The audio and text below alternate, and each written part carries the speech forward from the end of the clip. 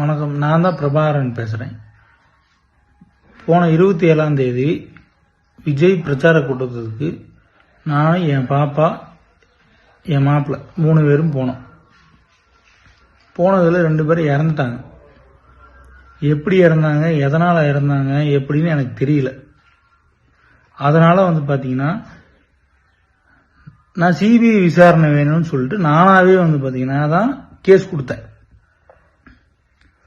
இப்போ நேற்று காலையில் பார்த்தீங்கன்னா டிஎம்கேலேருந்து எம் ரகுநாதன் சொல்லிட்டு ஒன்றிய செயலாளர் அவர் இந்த மாதிரி 20 லட்ச ரூபா பணம் தரோம், வேலை வாங்கி தரோம், அதை பண்ணுறோம் இதை பண்ணுறோம் அப்படின்னு சொல்லிட்டு எல்லாத்தையும் கேஸ் வாபஸ் வாங்க அப்படின்னு சொல்லிட்டாப்புல. நான் சரின்னு சரி நான் கேட்டுட்டு நான் சொல்கிறேன் அப்படின்னு சொல்லிட்டு அனுப்பிச்சி விட்டேன். இப்போ பார்த்துட்டிங்கன்னா காலையில் நியூஸில் இந்த மாதிரி போகுது, பிரபாகரன்றவர் இந்த மாதிரி கேஸே ஃபைல் பண்ணல அப்படின்னு சொல்லிட்டு போகுது. நான் தான் கேஸ் ஃபைல் பண்ணேன். இந்த மாதிரி என் பேர் தான் போடுறாங்க. பிரபாகர் எல்லா கேஸ் கொடுத்ததே தெரியாத மாதிரி போடுறாங்க. அதனால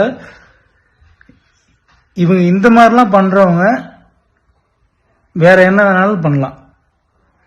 எனக்கும் நானும் எங்க அம்மாவும் மட்டும்தான் இருக்கு. இப்போ என் குடும்பத்தில் எனக்கும் எங்க அம்மாவுக்கும் உயிருக்கு உத்தரவாதம் வேணும். இவங்க இதெல்லாம் பண்றவங்க என்ன வேணா பண்ணுவாங்க.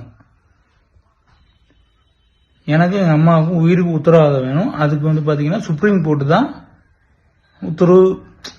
அது எனக்கு சொல்ல தெரியல, நீங்க தான் பார்த்து பண்ணிக்கணும். நன்றி, வணக்கம்.